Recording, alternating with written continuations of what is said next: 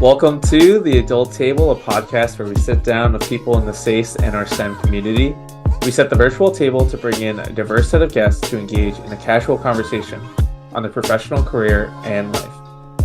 With this podcast, we hope that we can bridge the gap between the hierarchy involved with growing up. We can redefine what it means to be able to figuratively sit at the adult table.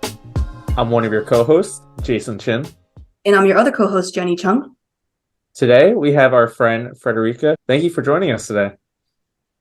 Hi, it's nice to be here. So my name is Frederica. I'm 27. I've been studying personal finance for like 6 years. Although I don't have an economics degree, I've studied a lot of different voices in the personal finance community, and I feel like I have a pretty diverse perspective on when it comes to personal finance. And also being a person that has already gone through the post-college finances, I feel like I'm in a very good position to help other college students get started with their personal finance journey. I remember like when I started off listening to personal finance podcasts when I was a senior in college, I just listened. I didn't do anything with my finances. I just listened and try to like learn as much as I can and absorb information before I made any decisions on what to do with my finances. And then now I feel like I'm in a very comfortable position. I feel like I've really adulted to the person that I am now, that I can really help other college students get a head start. So that's what I did. In this spring, I gave a workshop at South Central Regional Conference, and I made a presentation about 8 steps you can take right after college to help build your personal finances. And when I was preparing for this presentation, I read 6 personal finance books from really big names like Chris Hogan, George Kiyosaki, Vicki Robbins. What's the other guy? The guy from Unshakable, Tony Robbins. He's more of a motivational speaker. But yeah, and I still ended up learning things that I didn't know before.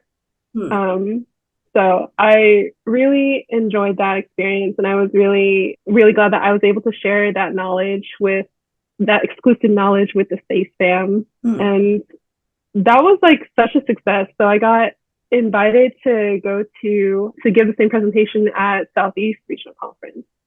Oh, wow. So, nice.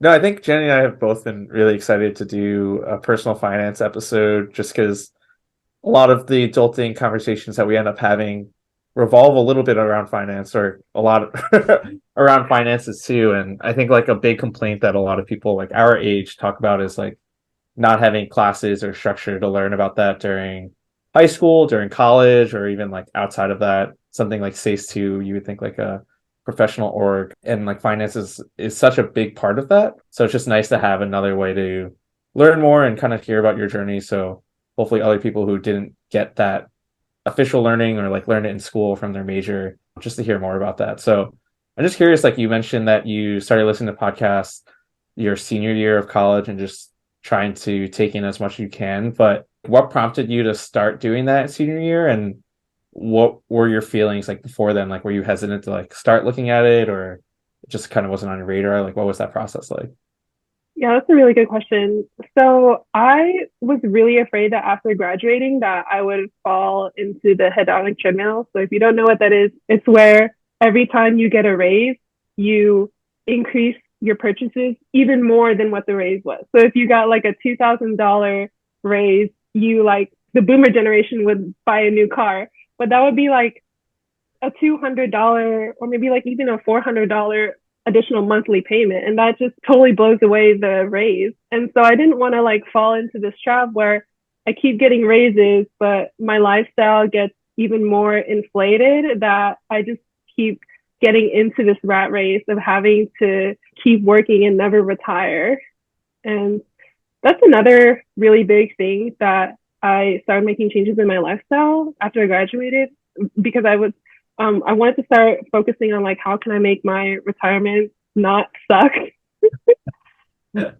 So I had to get my finances in order and invest in those retirement funds that all the gurus were talking about. And then I also wanted to like be physically comfortable. I don't want my joints to always be hurting. I don't want to be bedridden. I want to be able to like still enjoy life physically. So that's why I started exercising. Before that, I never exercised. So yeah, those were some of the motivations for like my lifestyle changes after I graduated. I used it like as a clean slate to help prevent falling into the trap of the head-on treadmill, and then also trying to set myself up for a good long retirement. Gotcha. Were there ever like talks of finances like growing up for you, like when you were a kid or anything? Like, did you have any concept of money at that time, or how did that shift, I guess, your perspective of finances and stuff? Yeah, so growing up, I grew up as like lower income, lower middle class.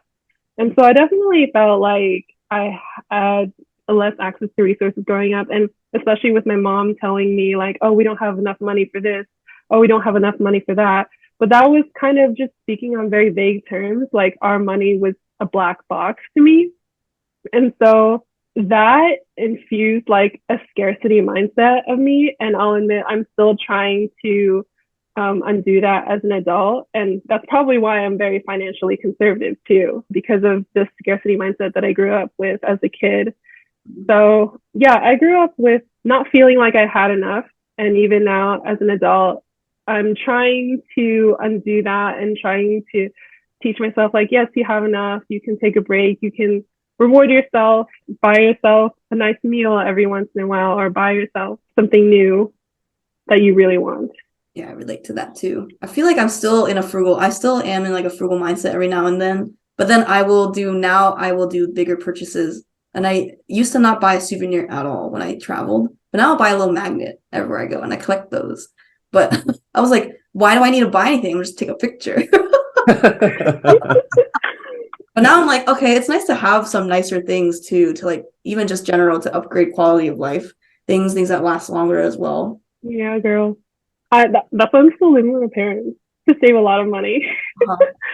I even sold my car during the pandemic. Oh yeah. Because that was when used cars were like really high. And then my mom and I work from home. And then my dad, he bikes to work. So we had like 3 cars on the driveway all the time. So we didn't need the third car, basically. Having like at least 2 is important. But the third car, it was kind of like annoying because we had to shuffle cars to make sure that the last car didn't die. So yeah, it was like selling the car with hail damage during the pandemic was like the best thing. It's true. Wait, so have you been living at home since graduating, or was that also like during the pandemic that started? Yeah, I lived with my parents for a while I was like on the bench, and I can get more about that into that later. And then like during the pandemic, I was really lonely, and I was like calling home a lot. And then also my new job was just work from home. And I also work in Florida, so they didn't have income tax. Texas didn't have income tax. So I was like, what's the big deal? I could just move back home and my taxes will be the same, right? So I did it without telling SCB. And then later on, when they found out, they were like, yeah, next time, please just tell us. But they were cool with it. Oh, okay. That's good that we're cool with it. Yeah. Okay, yeah, let's go into, I guess, a little bit of your, I guess, a professional journey, what you studied in college, and then like what you ended up doing and what you do now. Yeah, so I studied chemical engineering at Texas A&M because I saw that chemical engineers had the highest starting salary. I also liked chemistry and math. So sort of like Alex Satori, your last podcast guest. True. But I don't think I like chemical engineering as much as he did. And then I noticed that in a lot of like engineering projects, I liked taking on the programming parts of the project or asserting myself on those tasks. And then junior year, I noticed that like I was always programming my homework. Even if it wasn't necessarily more efficient or it saved me time, I just enjoyed having nicer looking maps and like computational proofs than handwriting all my computations. And so I was like, maybe like this is what I actually should be doing, but I'm kind of 3 years into my degree, and I don't really want to like switch and add 2 more years. So instead of changing majors, I just applied to computer engineering jobs or software engineering jobs. And I actually ended up getting a job with a company called Cognizant. And so the technical question that I got was, given a string, how do you find the letter A? Oh, And I was like, oh, it's easy. easy. It's like really basic computer science. So yeah, I got that job. I started off making 60K, so a lot less than most of my peers graduating in chemical engineering. But I was like, well, this is what I like to do, so I'm just gonna have to stick with this. So that's how I transitioned from like chemical engineering into computer science.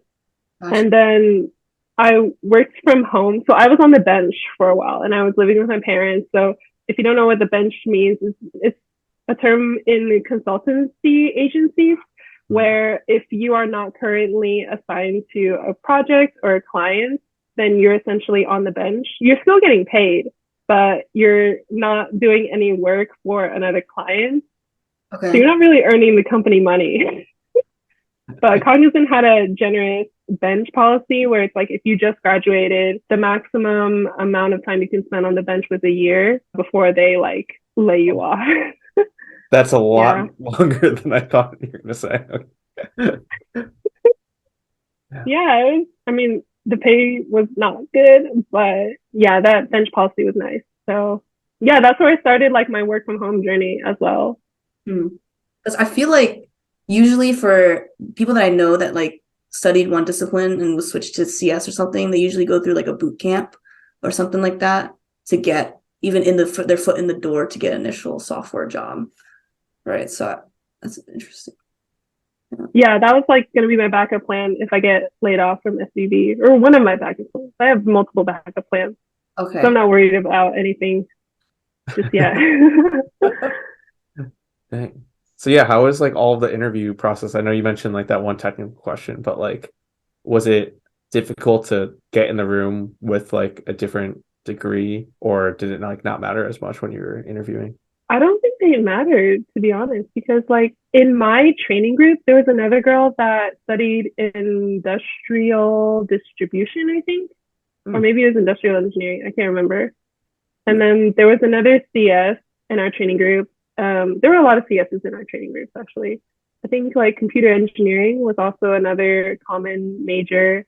Yeah. And then and double E's too. Yeah, I was definitely like one of the few chemical engineers. So like none of that really matters.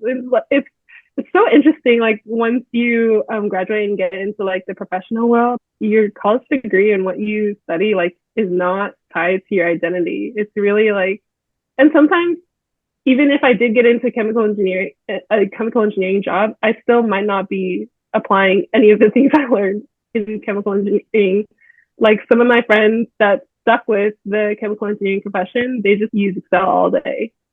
Oh yeah. So they're like gods at VBA. That's their programming language, right? The Excel one. Yeah. You can create like different. Yeah, I've done that before. It's painful. It is painful. Yeah. Yeah. Okay. And then I got assigned to a client in Charlotte. So that client was Wells Fargo, and that was like one of the only times I worked in an office, and there was not a lot for me to do there. In North Carolina. So, okay. And then that's also where I started like really, well, I had a budget before that, but like this is where I started living on my own. So I started paying rent, and I realized like the cost of things, and it was also kind of difficult to live by my budgeting rules. Like I wanted to live by a 1/3, 1/3, 1/3 budget where I save 1/3 of my money, my living expenses, like my essentials are 1/3 of my budget, and then the last third is just like my spending or fun money. But then like the thing about when you search for apartments, the apartment complexes will always try to show you units that are like maybe a little bit above the maximum of your budget. And then there's also add-ons like trash and utilities. And then when I renewed my contract with the apartment complex that I lived in, they also added like an internet fee. Like they went on to like a more expensive internet provider. Mm. And I was like, what the heck? So that was starting to creep into my budget. So that's something that I had to start looking out for. And that was also like giving me pressure to like try to find a new job to get more money. Okay. And I was also working as a business analyst. So I wasn't like in a technical role at the time either. And I was like, I kind of want to be more technical. Like I want to be a programmer. And I found myself like actually fixing bugs for the programmers as a BA. Oh wow. Interesting. Okay. Yeah. So was that when you transitioned to SVB, like after that, or was there another? Actually, no. Yeah, there's another. Oh, okay. So, Yeah, how did you, yeah, what happened after, before Silicon Valley Bank? so I wanted to become a programmer in the programming language I learned when I was in a training group when I was on the bench. So I went back to my old notes and tried to like relearn things in this software called Appian. And then I started interviewing for positions for Appian developer. And then that's how I got, and then like a recruiting company brought me in, and then I interviewed for TCS, who also had a client. So it's like there's two proxies of interviews that I had to go to before like working for the client. And then that client was in Miami. So I had to move for that. And they didn't offer a relocation bonus or any like compensation. And when I calculated out how much money I spent on that move, I had savings, thankfully. I had like a lot of savings. So like before I even moved to Charlotte, I was saving like $3,000 a month, which is insane. I like barely spent any money during that time. I also didn't really have a lot of fun. Oh, no. Yeah, my budget was like $600 a month. I was like, how? How did I do that? Yeah. Oh, I was like still on that college mindset. What did you eat? Like, what was your diet? Yeah, I still cooked at home. Mm. Oh, okay. Yeah, so when I calculated my move from Charlotte to Miami, that cost like $10,000. Wow. I was like, what? How did this happen? Because a lot of the apartments in Miami, they would often do like 1 month's rent as a deposit. Right. And then they'd also do another month's rent for some other reason. And then they would do like the month's rent for the current month that you're about to move into. Oh, like the broker's fee was added too, or something like that. Yeah. Or maybe the deposit was 2 months. I can't remember, honestly. Sometimes it is. Yeah, I'm trying to remember like when I moved cross country how much, because I had to like basically get my car over and then find a new place and then buy furniture and stuff like that. I think that was about that much too. 10K sounds right. That's a lot. Yeah. So this is in 2020 when I made that move, so like January 2020. Oh my god. And then Oh my god. We all know where this is going. Right. Also, before I moved there, like the recruiter told me, just so you know, before you go into the interview with the client, don't be put off by the way that the guy talks. I know he can be very abrasive in the way that he talks, but just know that he actually really loves everyone in the office and he really appreciates us. And I should have seen that as a red flag for verbal abuse. Yeah. Yeah. Someone having to pre-warn you before you meet someone is like immediate like skepticism. Yeah. Oh. But whatever, it advanced my career. It also gave me like more developer experience.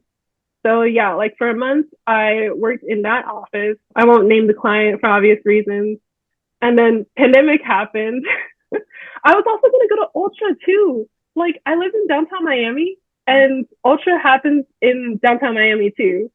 So I was like really sad about it. So yeah, pandemic happened, and then thankfully I didn't have to continue with that client anymore. And then that's when I got signed on to SVB as a contractor. Okay. And then SVB and that other client was like night and day. Like people at SVB, if I took like a 2 hour break, they did not care. And then if I had questions, they would like immediately call me just to like to keep like the communication, because that's another thing that people complain about from work from home, is that there's like a lack of communication, because it's just hard to you're just not sitting next to another person, right? But at SVB, they really mitigated that issue by just having a very open door policy, but in terms of teams. So they would just like call you immediately, even without asking, like call a question mark. They would just do it. So I appreciated that because that really helped me with my problems early on. And then I moved to Texas. I moved back to Austin with my parents because I was lonely, and it was also saving a lot of money for me. Mm-hmm. Right. And then, so I worked for them for over a year, and then they offered to hire me, and they asked me like, what's your salary expectations? And I didn't know what the correct, this was before I knew what the correct way was, how to like answer this question. But I just told them what my dream salary was. Oh. And they like almost honored it. Like they got like pretty close. Yeah. So I was like, okay, well. What is the correct way? Yeah, I was just going to ask that. I wanted to say a number as well. Or you So, said a range or something? So like Vivian, you reached me if I've made a TikTok on this. I don't exactly remember what her words were, but I think she said to name something like higher than what you actually want, so that they can like go a little bit lower. I see. Okay. But you're saying that SVB like matched it essentially, what you said. Yeah. So I got lucky. Oh, yeah. Okay. Oh. They also had like unlimited PTO, and this is also before I knew how bad unlimited PTO was, but I would literally see coworkers go visit their families in India for like a whole month, and they would just work offshore hours, and they'd also work part-time too. So it's like PTO was totally okay in SCB's work culture. Oh, so people are actually able to utilize the unlimited PTO. Oh yeah, like I didn't have to get approval or anything. I just had to make sure that someone else was able to do my job. And there's like multiple developers in my team, so that was like really great. And then so I worked at SCB, and then that's when I was comfortable in my career, and as well as like my time management, to come back to SACE and be a national volunteer, because I told myself I wanted to be a national volunteer like once I graduated and I had more free time, but I just never got over that curve or like that hump. I don't know. It was kind of like intimidating because it was kind of like a black box to me, like trying to figure out how to become a national volunteer. Oh. Like in terms of if you were doing like collegiate stuff or like specifically just national, like I don't know what their committees are called. Like planning. That's kind of what I saw the national committees as. Yeah, what committee are you part of now? What was it? I'm in the IT committee. Okay. So what does that mean? What does SACE have?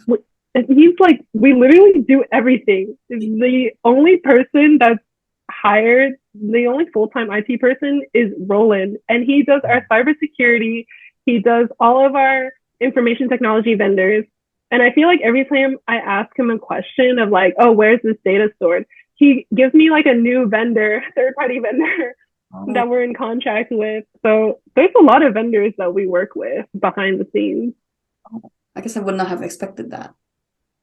Yeah, there's like 2 different apps that we use for the national conference. Right. Oh, yeah, for national conference. Yeah. I remember they're trying to move it, right? To just one Socio or something. I don't know if that's the thing. Oh, I heard that they want to go like with Eventry for registration, and then Socio for I know nothing. The day of. I don't know anything either. I see. So the committee, like, how long have you been a part of it for the IT one? For over a year now. Okay. And I feel like I shouldn't leave because it took me so long just to learn a little bit that like I have to stay so that I can help other people come in, like get started. Yeah. Oh, That's awesome though. I feel like the struggle always is like finding people who are open to staying for longer because it's like the turnover just gets really hard to pass on a lot of like actual knowledge or improve on certain things and stuff. Yeah, I definitely wanted to make sure that if I commit to SAFE, I have the time to do it. Hmm. Yeah, in college, I definitely did not have that. Yeah.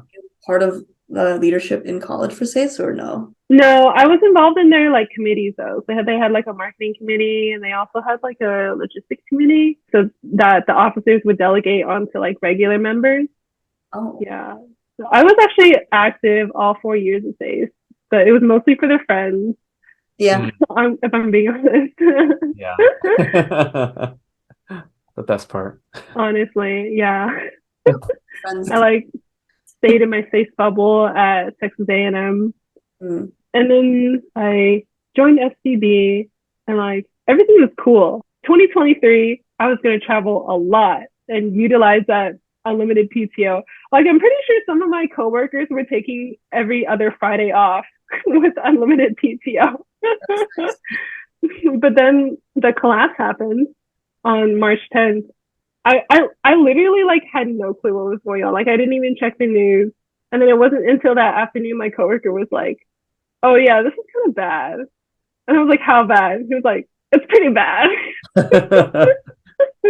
Okay.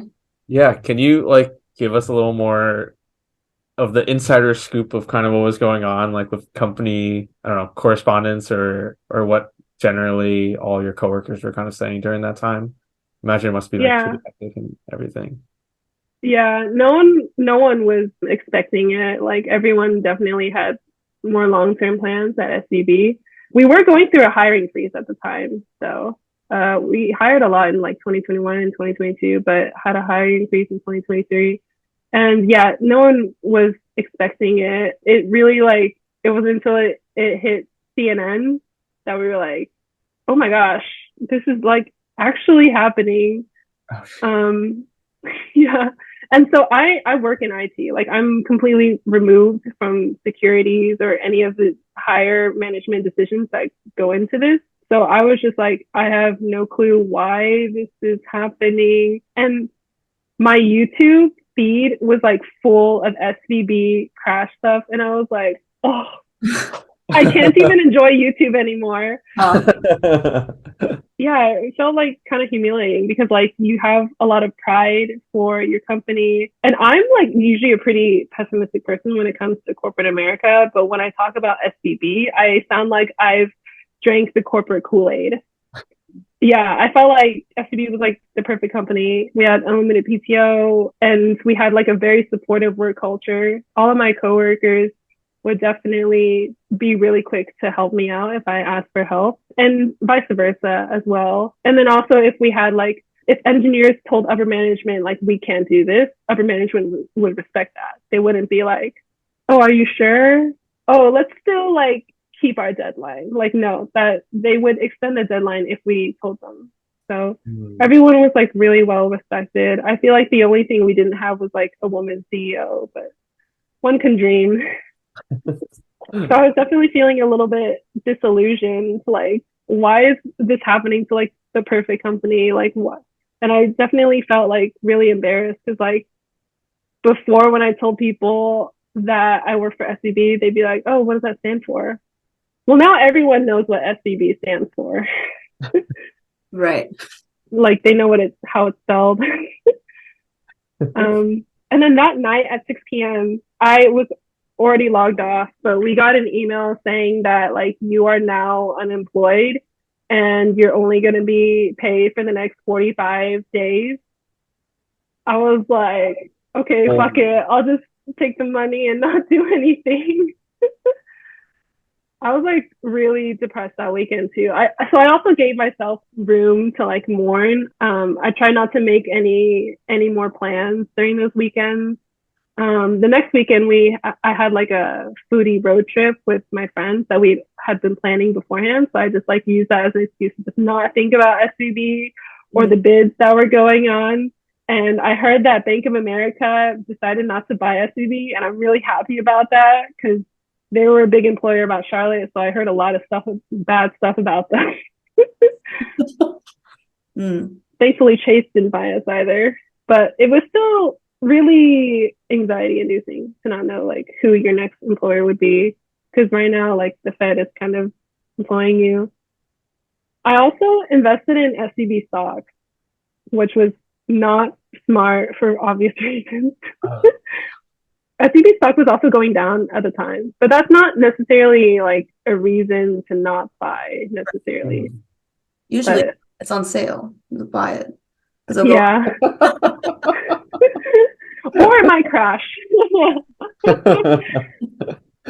So I just assumed that all of that money in SCB stock and also in the ESOP program that I had vested but not actually bought stock with was just gone.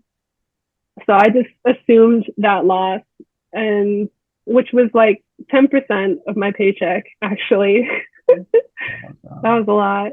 So yeah, for several weeks I was really anxious to see like who my next employer would be and how like what would happen to the culture at SCB, because like that's one of the biggest things about me staying at SCB for so long. Like I worked for them for like 3 years now, and it's really difficult to find a culture like this where everyone like respects each other.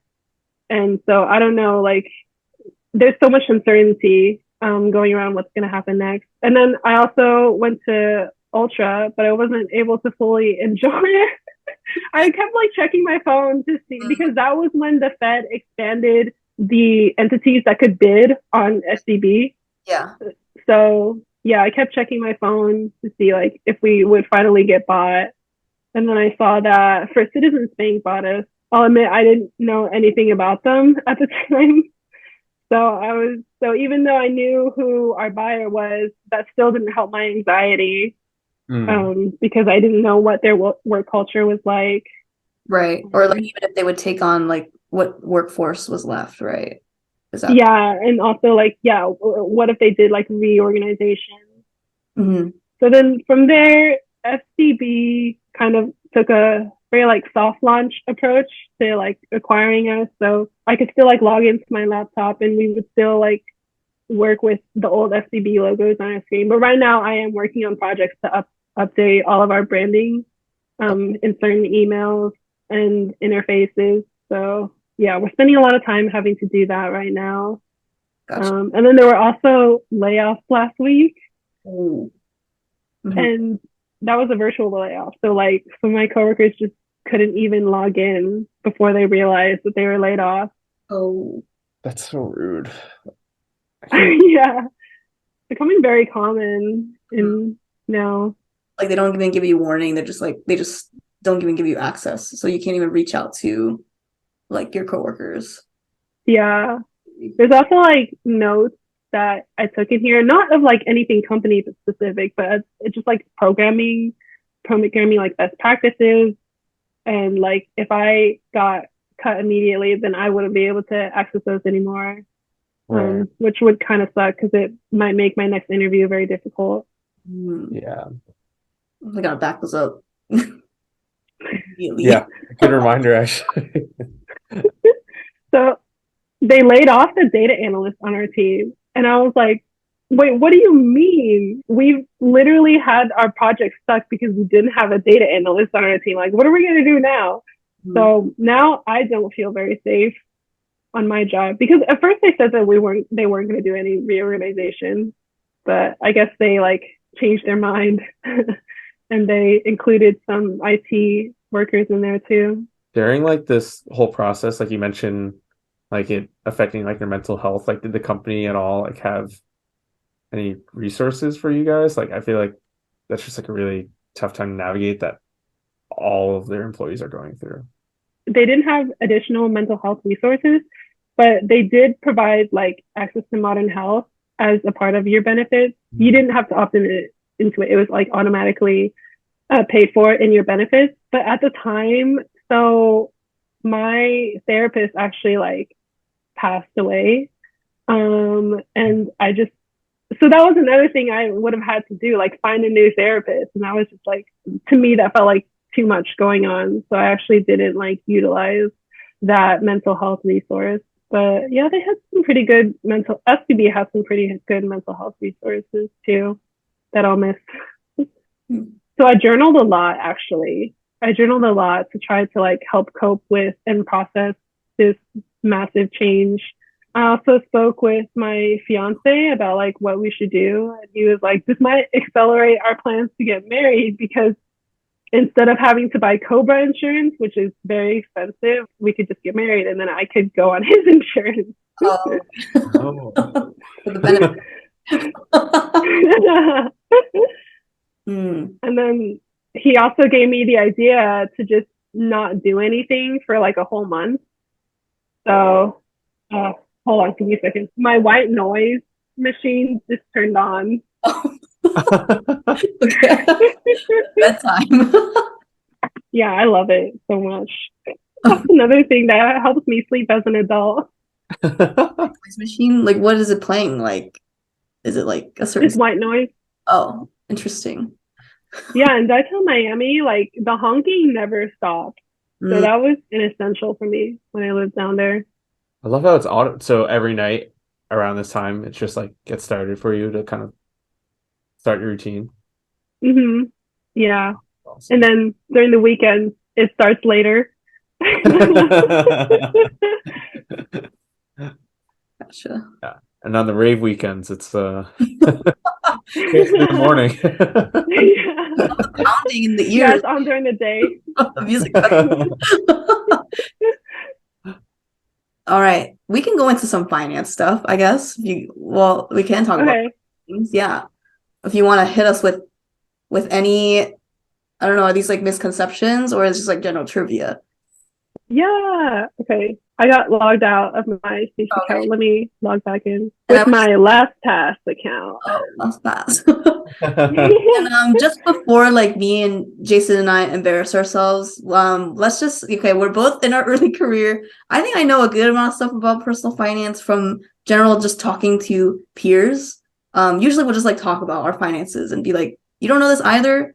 I don't know what to do. And that's how we read. I don't know what to do either. No one knows what they're doing in their early 20s, I feel like. But then you kind of like make your way through it as you're forced to do your taxes or forced to figure out budgeting if you're living on your own, right? So I feel like it depends on what phase of life you're in, but also like what step of that, I don't know, that you've looked into. Because I feel like there's a lot of resources online, but sometimes it gets overwhelming. So Yeah, everyone at their own. it's really easy to get overwhelmed. Yeah. And there's also like a whole spectrum of financial gurus on what they say. Like they can range from like economic to more psychological financial advice. They can range from like risk averse to more risk tolerant advice. Right. And like personal finance for a reason, like it's personal to you. It depends on your lifestyle, your values. And so there's definitely not a universal answer for your personal finance journey.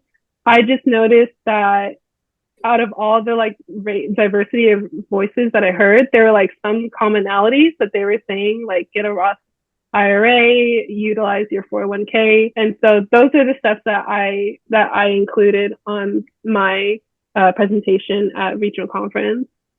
Okay.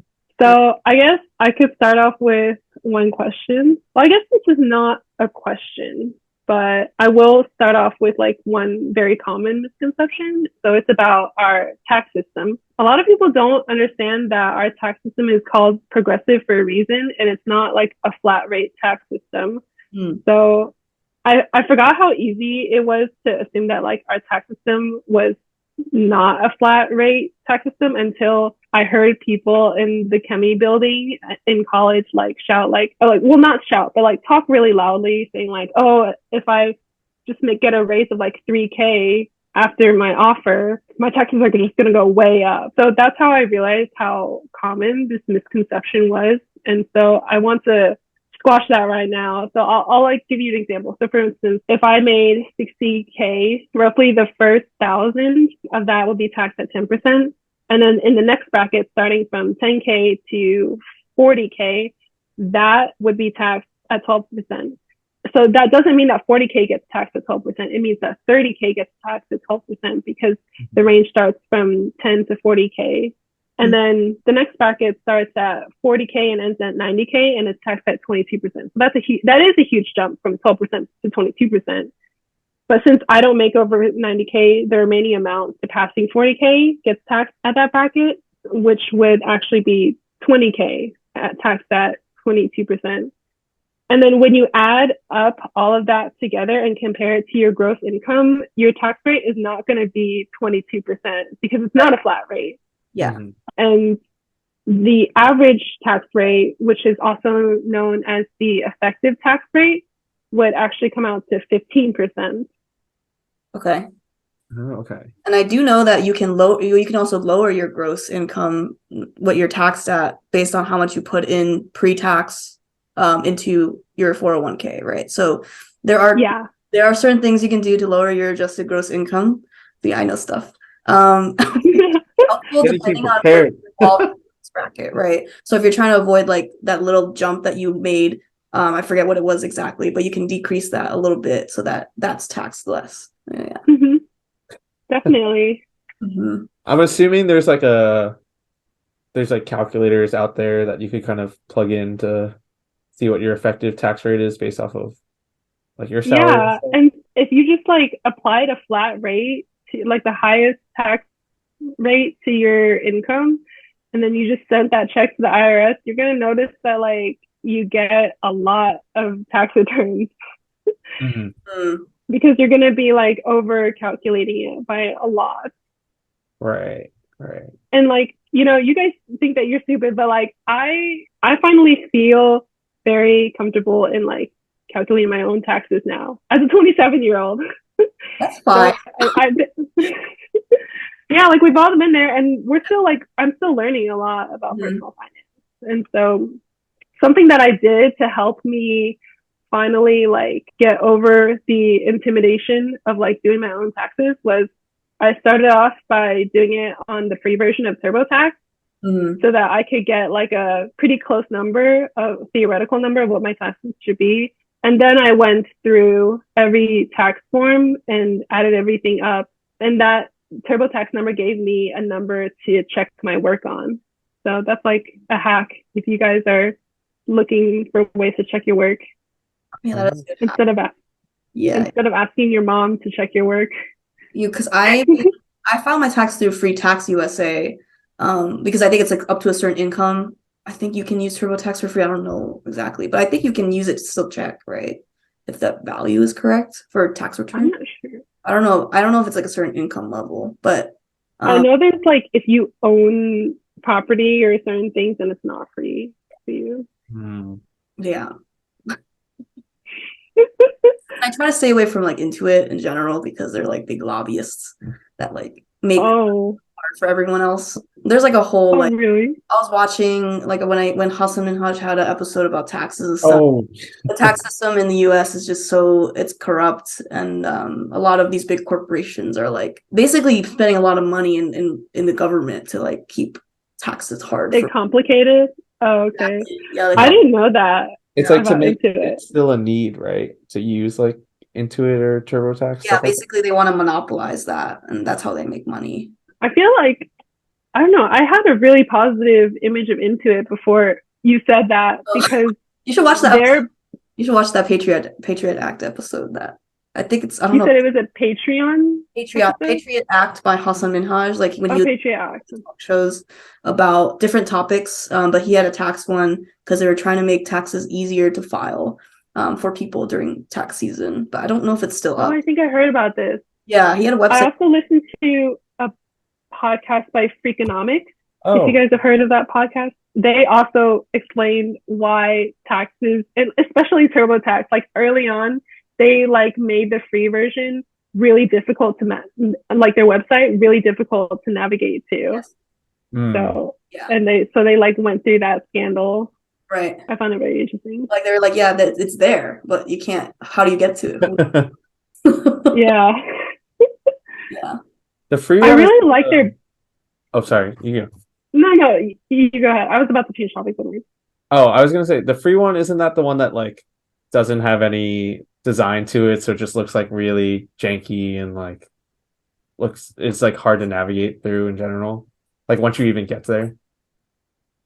I'll say the TurboTax that I used this year for this tax season, it looked like it was made post 2010.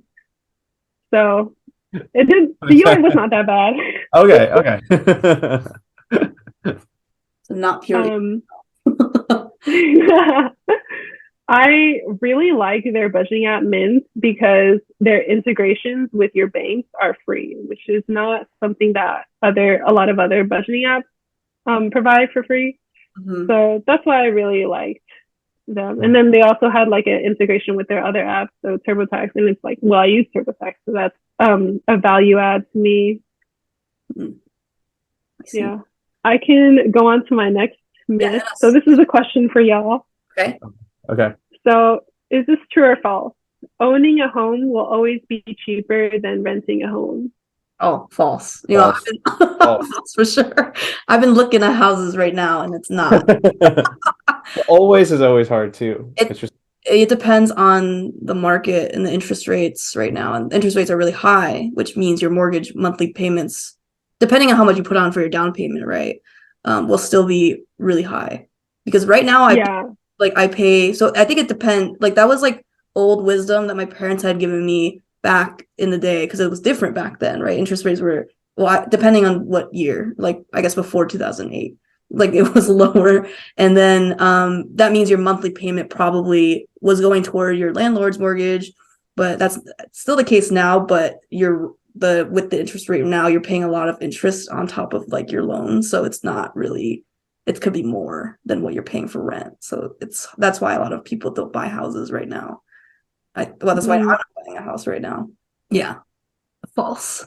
So I would say that it's neither. Oh, It's a maybe. okay. So in my opinion, there's not enough evidence on either side to tip the scale, whether renting is cheaper or more expensive. And you brought up a really good point that like interest rates are really high. So, but in the converse situation where interest rates were low, that still doesn't necessarily mean that renting would be the better option. So you probably heard like you've probably seen like a lot of calculations from finance gurus showing like, oh, renting will be more expensive because you're literally paying this, but you're not getting any equity. Right. And then they'll also show you calculations where a mortgage could be cheaper than rent too, Mm-hmm. for a certain house. But the problem with those arguments is that they're literally just looking at the economics and they're not thinking about the psychology of owning a home, which is also a really important aspect that you should be considering in owning your home. Because when you own a home, when you own something, you're going to spend more money to make it nicer than if you were renting that space. So that is also another scenario where owning a home could be more expensive, actually, whether you're in a high interest market or not. Mm-hmm. Makes sense. Yeah. I didn't think about that one. Yeah. No, I just learned that like pretty recently, like probably this year. They gave like a really compelling argument how like a lot of finance gurus don't consider the psychology and they just like look at the numbers, but there's a lot of emotions and psychology that go into personal finance, and this is how like people make a lot of mistakes too because they make financial decisions based on their emotions. Mm-hmm. And buying a home is probably like most people's biggest purchase that they'll ever make, I think. Yeah. Mm-hmm. Yeah. Oh, there's nuance to that. Yeah, so I'd say like for that argument, like I genuinely can't say whether it's more expensive or cheaper to rent versus buying. I would not like agree to either side. Yeah. Doesn't it also really matter on like your personal situation on like whether you're trying to stay there, what you're trying to do in the future, like you're trying to, I don't know, move out of there or you're trying to upgrade to have more bedrooms anytime soon, or like if you're not planning to stay in that area for a long time, like that's like a lot of closing costs for something that would be like pretty short term per se. Yeah. Yeah. So if you're like moving a lot, especially if you're early on in your career and you moved around like me, like renting would be obvious option. Like I did not want to get tied down into a city that I might leave as soon as I got a better job. Right. Yeah. Yeah. Okay. We can do a few more. I know Yeah. a lot, but So if you want to make money, don't buy individual stocks. You Uh, think this is true or false? if you don't want to make, I feel like If you false. want to make money, don't buy individual stocks. it's false. I feel like that's false. So I would say this is true because no millionaire has ever said that they became a millionaire based on company stocks. Like there's a lot of reasons. There's like entrepreneurship, there's their retirement plans, there's becoming like a CEO or a C-suite executive, but like that, but like stocks and day trading have never been a significant reason of why someone was able to build wealth. So a lot of like reasons for this. There's like a lot of volatility in individual stocks, and this is why like index funds are a lot more desirable because they take like the performance of the stock market, and you get gains on that. So it's almost like a guaranteed 5 to 7% of growth every year, something like that. And then also like sprinkle in a fact that with their in a study of 10,000 millionaires, 79% of them said that their biggest contributor that helped them get millionaire status was through their company sponsored retirement plan. Oh. Yeah. Okay. So yeah, every financial advisor, like financial advisors with like a certification, will tell you that individual stocks are highly speculative and they're not reliable for building overall wealth. So yeah. So if you hear like a finance guru say like, oh, with the money that I'm saving on getting a 30-year mortgage instead of a 15-year mortgage, and then I invest that into buying Apple stock, and then I'll like make the difference by buying an Apple stock. I'm like, no, that's not good advice. Yeah. I know there are people that do like day trading and stuff, but it's like a lot to monitor and you really have to, I guess, like play around with the market. Like it's really unpredictable. So yeah. And even like Vivian, your rich BFF, she also used to be was she a day trader? I mean, she like worked for a bank and I forgot, she might have worked in securities. But she definitely did like a lot of research on the stock market. And even she says that like if she knew what the perfect stock was, like she wouldn't be making TikTok. She'd just be rich and just keep it to herself.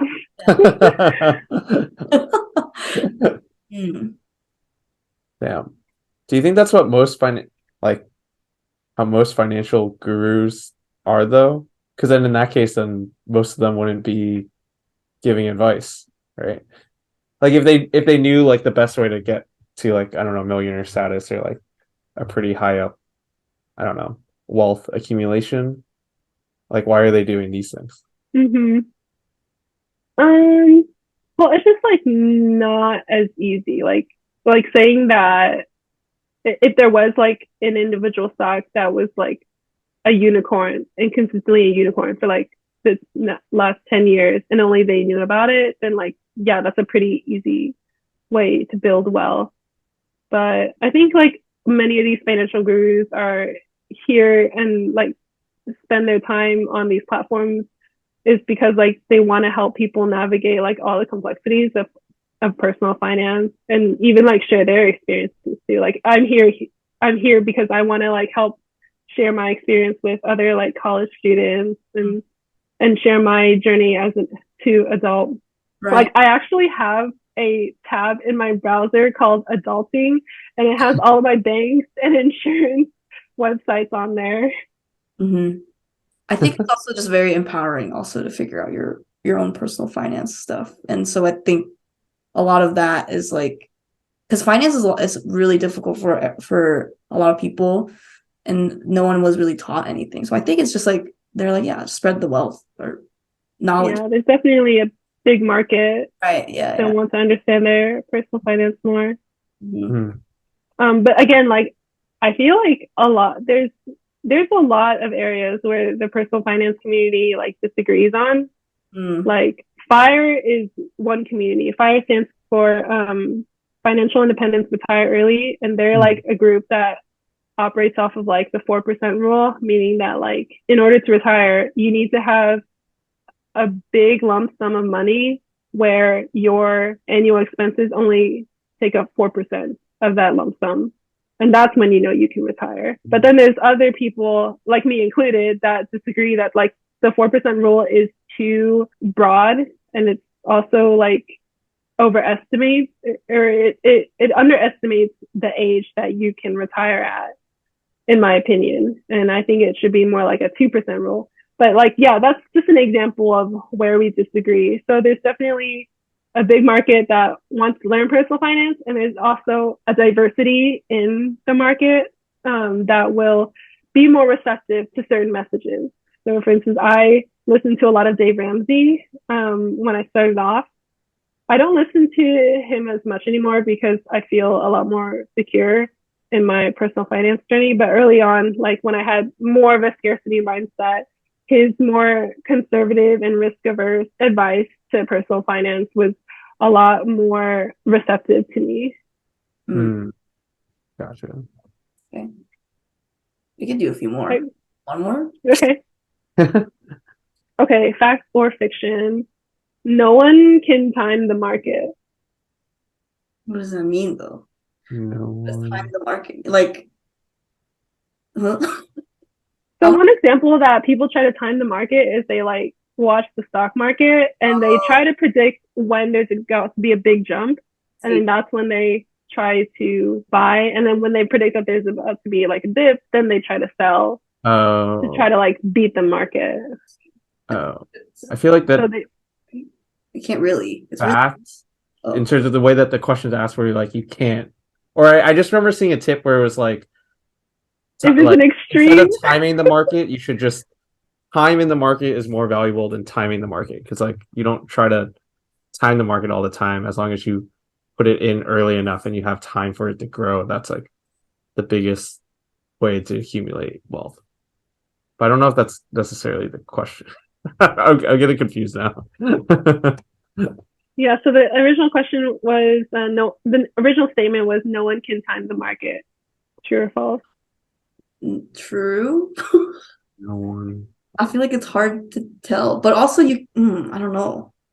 I feel like true, and like professionals are like doing their best guesses, I guess, or like predictions, but it's not like you can perfectly time it. So I agree. I think this is true. So there's this image that shows the number of articles posted about when a recession is going to happen. And then they also juxtapose that with the performance of the stock market. And a lot of these predictions are so wrong. Like you can also like see the peaks of like where there's like a lot of articles saying like, oh, a recession is about to happen, and then the stock market keeps going up. And what's like funny about this is that the only people that were right, that the only journalists that were correct in their predictions were the same journalists that were posting that there was going to be a recession for like the last 12 months. So yeah, at that point, it's just a numbers game for them. If I keep posting that the sky is going to fall, then one day I'll be right. It kind of reminds me. I don't know if you guys know who Michael Reeves is. He's like this YouTuber that makes like robots and stuff. Oh yeah. He had a video about where he had a goldfish essentially for him randomly, and it was bet against Wall Street Bets, the Reddit thread, based on what stock they would recommend or whatever, and the goldfish won based on just random. It was just random stocks. He actually pitched it as a like to investors, I think, like seriously, ironically, like, but they were like, "What is this?" Because showed that like the goldfish's stocks did way better. Yeah, but that's and then they start like investing in the goldfish, and it's like you're missing the point. Is it actually goldfish? Yeah. Yeah, I thought that was a pretty funny video about the stock market because people would just make wild accusations in general, like, and in Wall Street bets is extreme, right? So, yeah. Wall Street Bets is such a meme. But it, You can but just say whatever. it affects the market to a certain extent when people were just dumping in money for those meme stocks because it actually did raise it. Everyone was buying. Yeah. Okay, That's so cool. funny.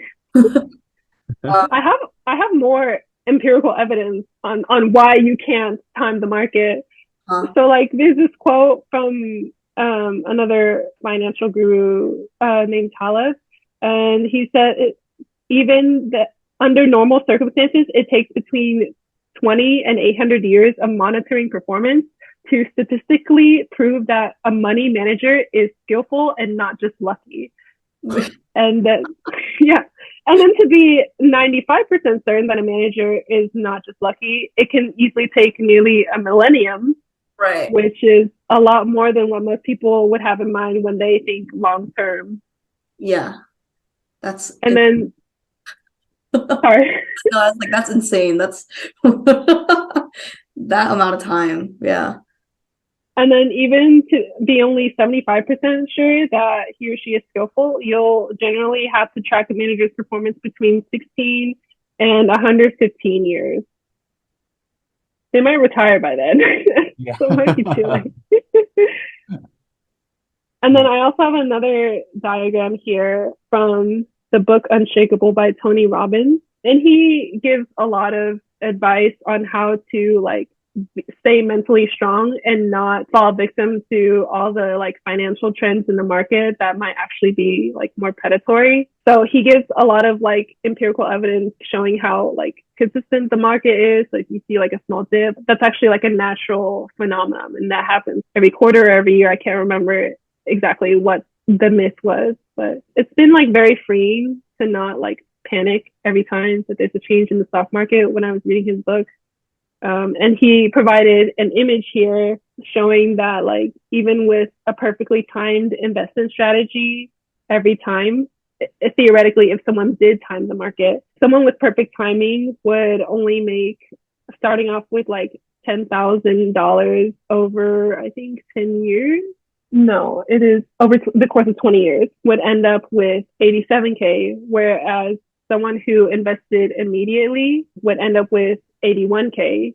So that's a very small difference. Like it's just less than a 6K difference between someone with a perfect strategy versus an invest immediately strategy. And then he also shows like the ending balance for other investment strategies such as dollar cost averaging, bad timing, and then staying in cash investments. So the cash investments ended with a 51K balance over the course of 20 years, much less than 87K.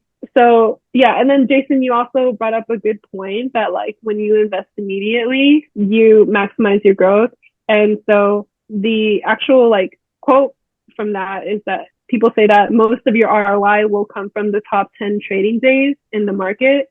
So you're statistically more likely to miss those top 10 trading days, if you stay out of the market under the illusion that you're timing it.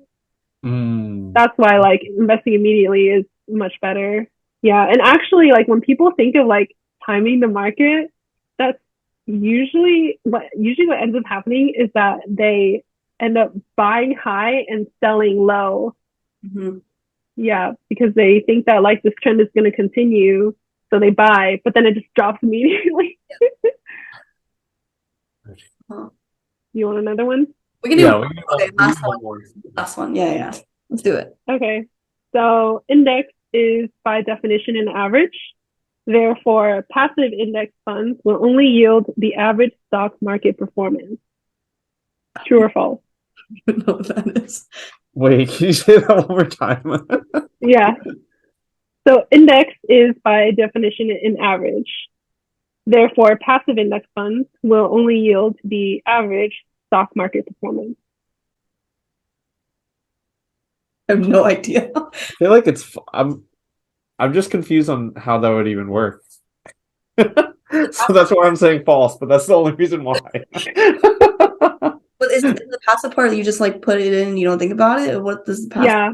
Okay. hmm Oh, I thought index funds could be like targeted certain Yeah. like So you can, sectors of things, but is there one mhm, that's like for yeah. every single So thing? the Or broadest like, one would be like the S&P 500. So right. like an index fund that mimics the S&P 500 is going to be like the broadest market index fund. And there are more specialized index funds like small cap, large cap. There's also innovation or like science index funds too. The innovation index fund has not been doing very well lately because that's like mostly tech. Uh-huh. oh.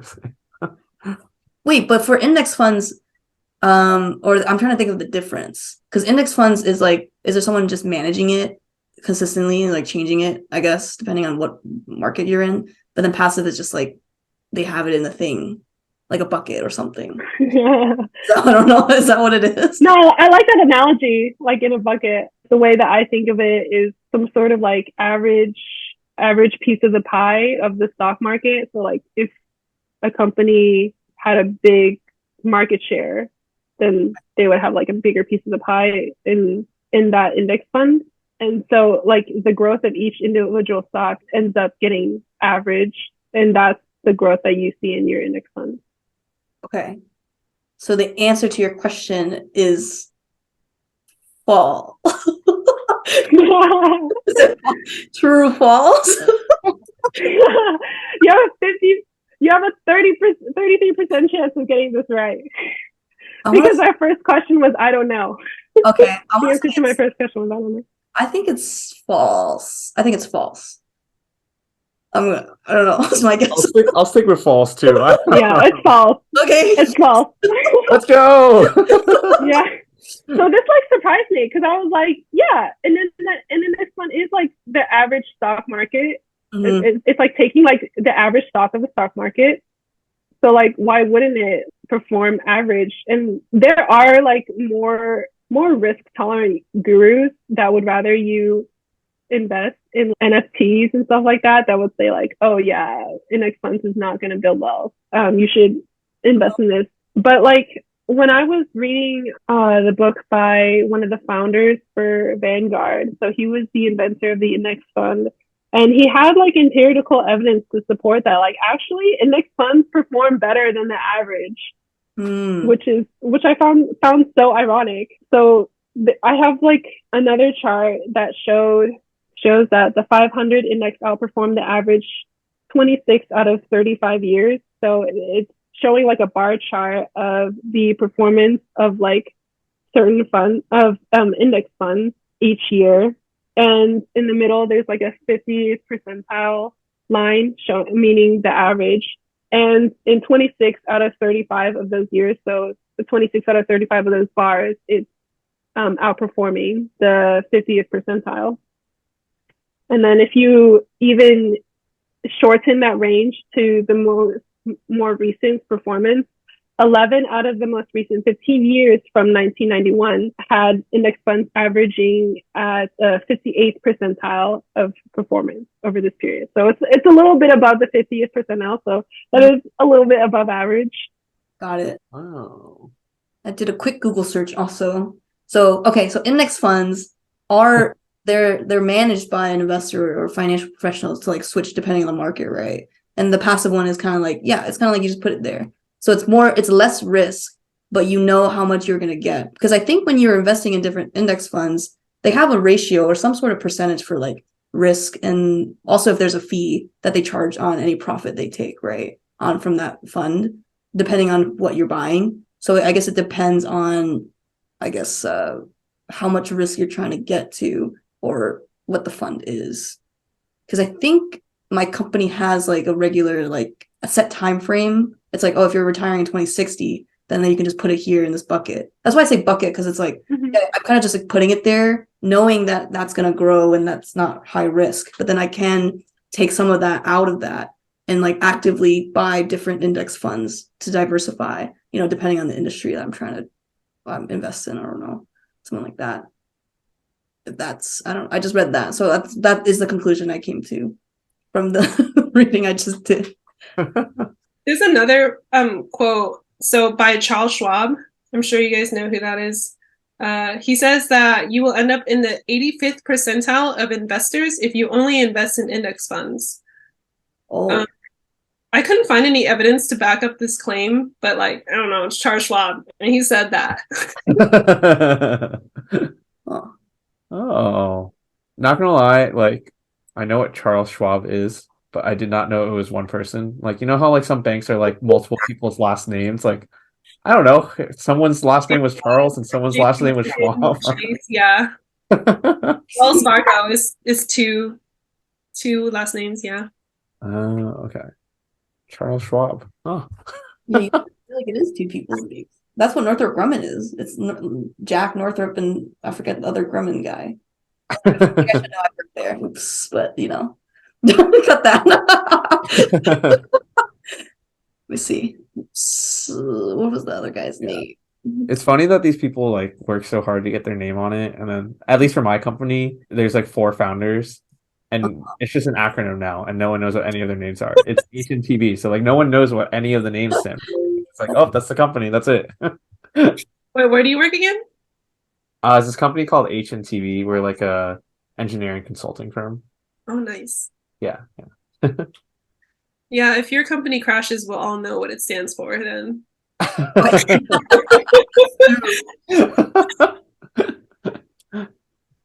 It took me a while to be able to be okay with SVB jokes. It's still like really sad.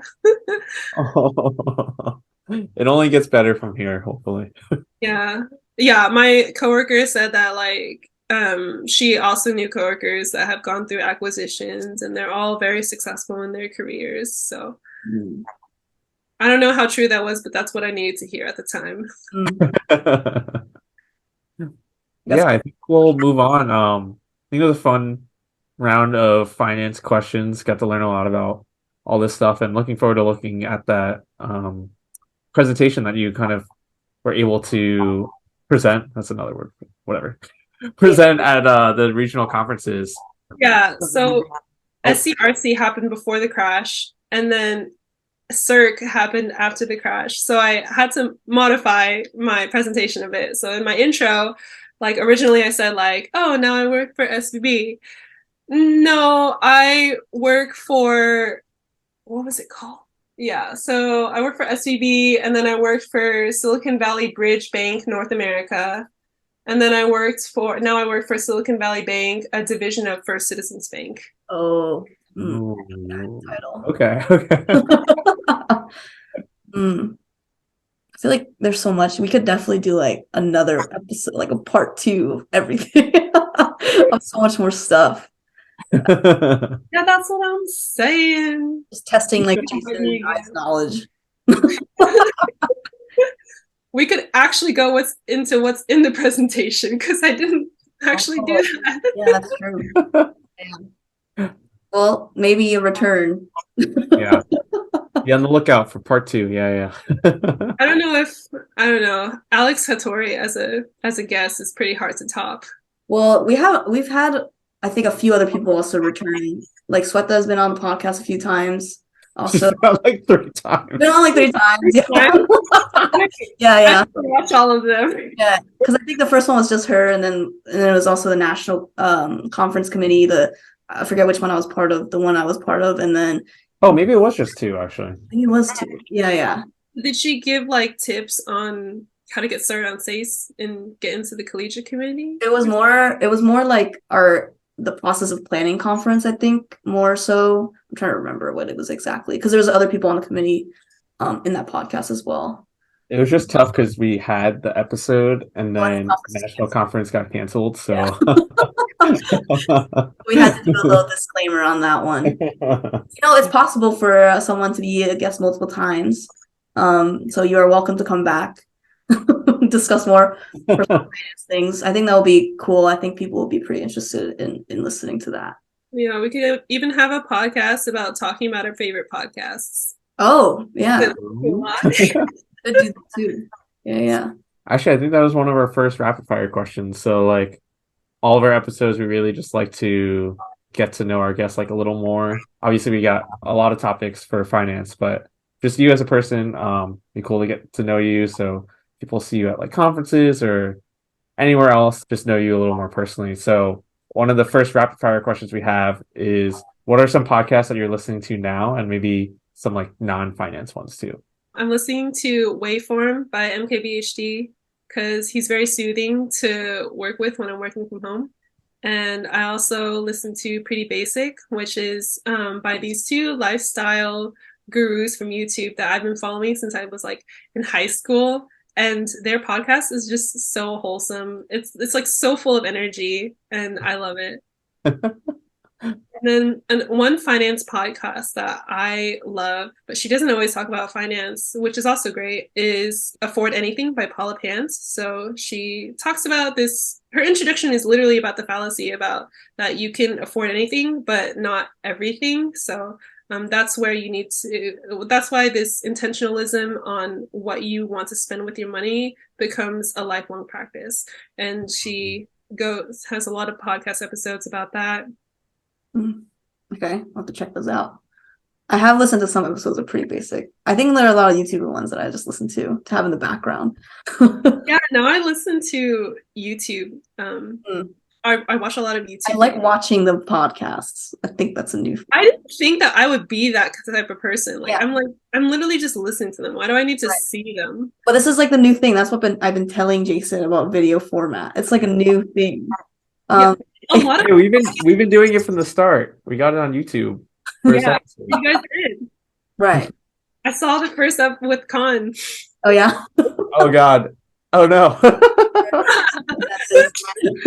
I had to see where you guys started. Like, y'all are so comfortable with. I felt like you guys are pretty comfortable with speaking from the get-go too. It's all a experience. You guys came in prepared with lots of good questions for Khan. That one, I feel like we prepped so much because it was like the first one, and we were like, I don't know what to do. Like everything needs to be like scripted. Like, oh, so long ago. All right, next question. You've talked with us a lot about music festivals and raves. So we want to know what your favorite one that you've attended or one you're excited to go to next. There's too many to count. So which one? A long answer. One, oh yeah, I don't know, like recently that you've attended. Okay, the most recent was EDC.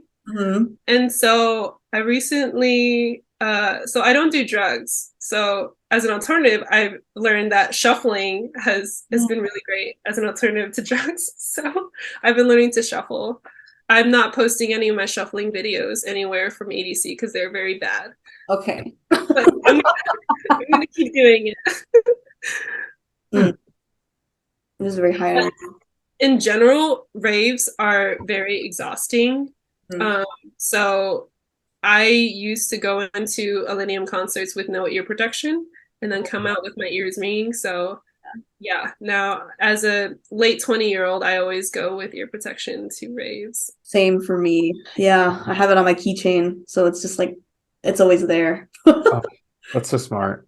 Yeah. I'm literally buying some this week because I'm going to a concert on Saturday, and I'm like, I've gone to too many, and my ears are too too permanently screwed up. Back to your question, I actually don't think I've had a favorite rave because I'm always so tired after them. But I still go back to them because of like the friends and like I actually like the music. So it's kind of like a poison to me, more like a poison to me. Oh, no. So what's the next one that you're going to?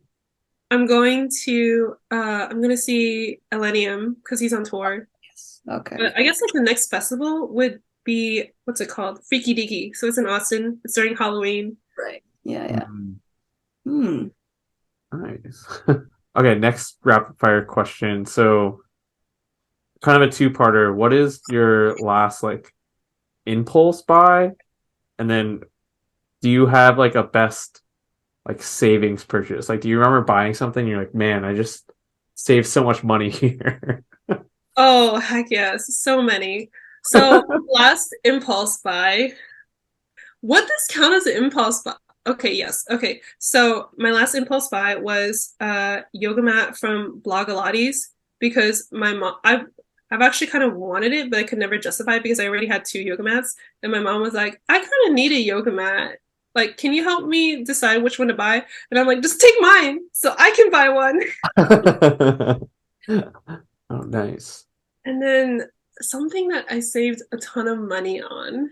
Mhm. So I definitely have like a hack where I have like 3 layers where you can try to save money. So there's Rakuten, there's Honey, and then there's also Raise.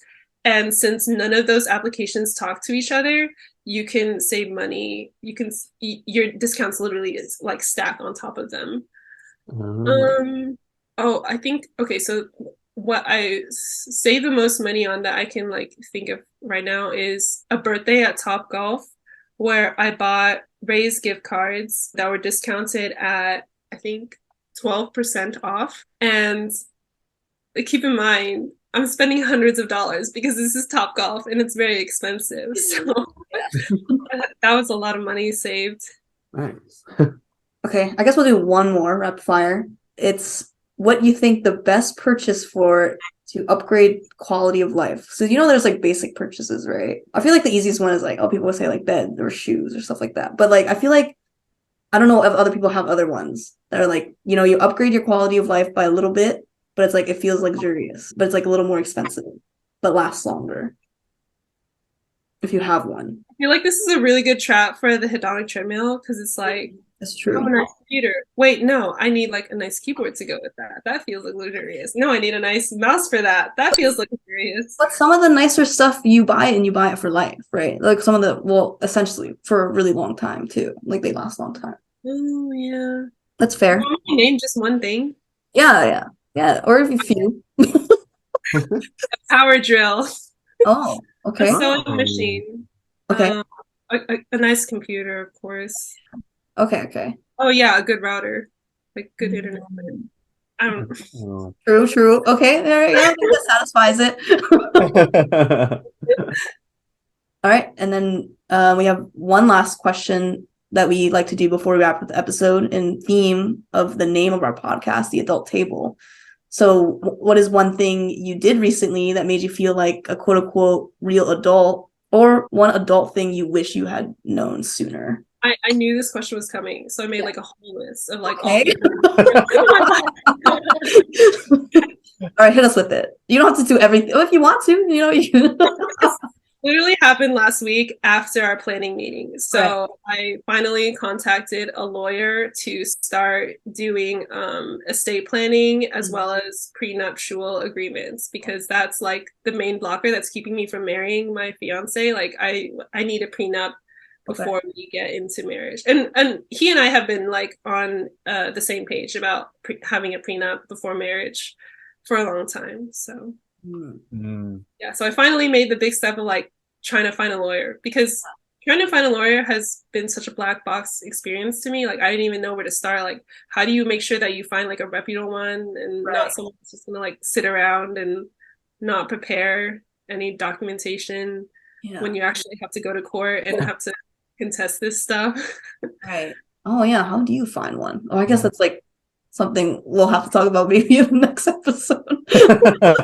I'm curious because I've been meaning to also think more about estate planning and stuff like that too. Yeah, and my financial advisor said that you need to have a estate planning before and after marriage, and then also like before and after kids too. Yeah. Wow.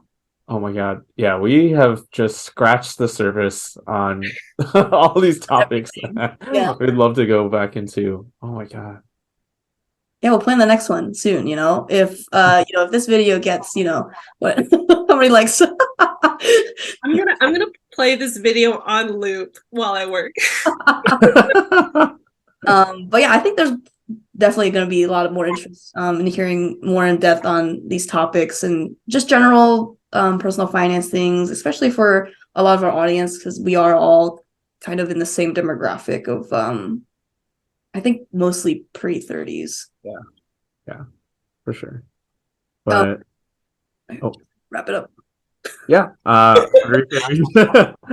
Just wanted to thank you again for coming on to the Adult Table. I know you mentioned a lot of important resources and stuff. So, are there any socials or anything that you would want to plug to the listeners so that they could find you and connect with you? I'm pretty private, if I'm being honest, but my IG handle is the Happy Yappy. And if you have like SACE in your bio, or if you also follow someone else that's also from SACE, then I'll follow you back. I'll let you follow, and I'll follow you back. If not, then I'm gonna decline the request. That's fair. The first follow can be from the Adult Table podcast, or if you're trying to follow Frederica and you follow the Adult Table podcast, that's a nice way in, you know. Oh yeah. True. Look for adult now. Nice segue. Yeah. So don't forget to subscribe to our Instagram, like I said, at the Adult Table Podcast for updates. I have a LinkedIn too. Oh, yes, the Ooh. more formal way of networking. Yeah. For sure. And then if you have SACE in there, like you're Mm. probably more likely to have SACE in your LinkedIn. I'll definitely connect with you. And I'll see you at National Conference too. Oh yeah, I will be there this year. Oh, you will? I will. Yeah. As like a Northrop Grumman? Yeah. My company will sponsor me, or I'm getting in the process of getting that funding. So I was trying so hard to get SVB to sponsor SACE. And then on March 10th, I was like, well, I guess it's back to square one. And then FCB doesn't even have an Asian ERG. Oh, that's why you got to start one. You have to be the first founder. Someone has to do it. So no, they're saying that it's gonna come, but it's gonna come like later in the year. And I'm like, okay, well, I gotta wait. I'll see you there. Not sponsored. Just closing out, I'm Jason Chin. And I'm Jenny Chung, and we'll see you next time at the Adult Table. Thanks for listening.